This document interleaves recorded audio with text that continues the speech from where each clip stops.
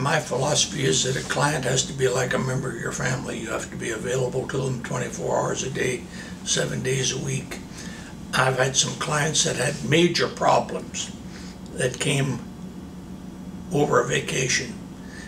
One client that had a major problem that happened 2 days before Christmas, and it took a great deal of my time to help adjudicate an answer to that, and fortunately we're able to do it. But unless your client can contact you at any time, and believe me, some of my clients have gotten me 3, 4, or 5 o'clock in the morning.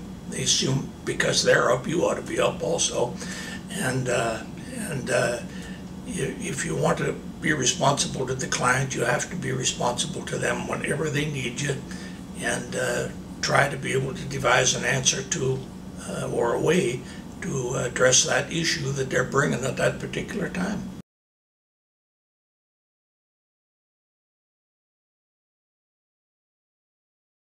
I truly believe that one of the keys is to have an understanding of what you're trying to sell. Obviously, in this business, you're just a salesman.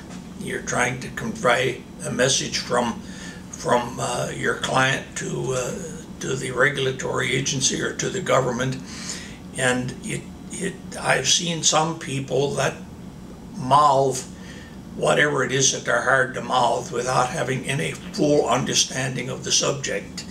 And my feeling is you need to understand the subject so that when you're talking either to the client or to the customer that you're trying to sell to, that if there's a question or a rough spot, that you can help correct it and file it off and make it. It is nothing but the art of selling. If you're a salesman, you have to be honest. It doesn't matter whether you're selling a concept or you're selling a product.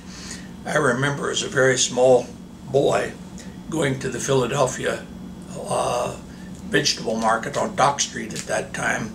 We were hauling potatoes down there, and we watched a competitor bring some potatoes in that came from the glaciated soil where a lot of stones are round and look almost like a potato, and there was an exceedingly number of stones in the bag, and the buyers knew that farmer, and consequently they knew to bid a lot less for his potatoes because they knew he was going to get stones than they did for ours, which you had developed a reputation of a good, reliable product. So it doesn't matter if you're selling an idea or you're selling a product. It has to be reliable day after day after day.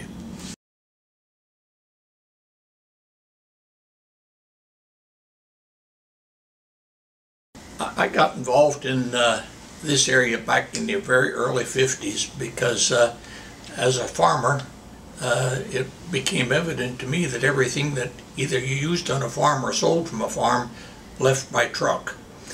And the trucking industry was really not getting a fair shake in the legislature. We were trying to get more weight limits and opposing a ton-mile tax.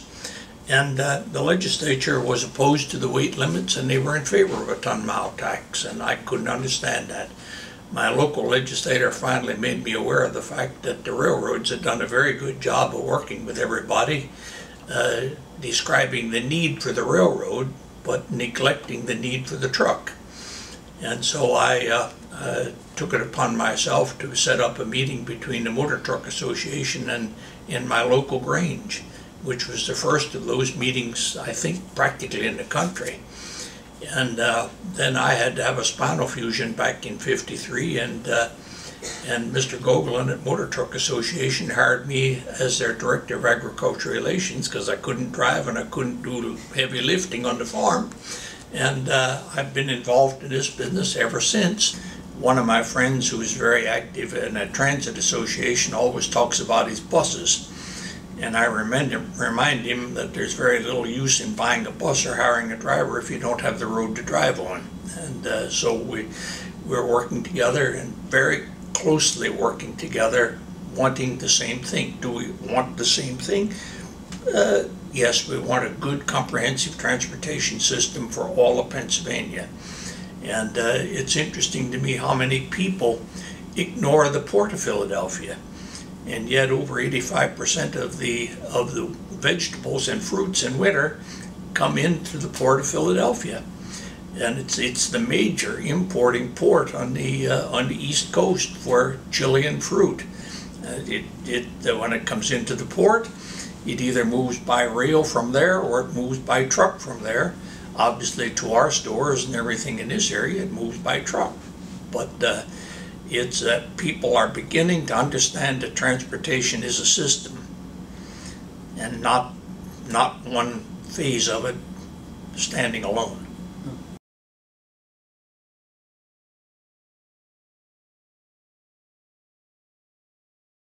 The association with Triad, I think, has been immensely important because you can't sell a product without having some advertising.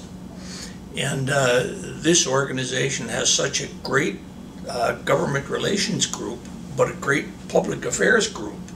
And the two marrying each other the way they do, it allows you to be able to make the public aware of what's going on.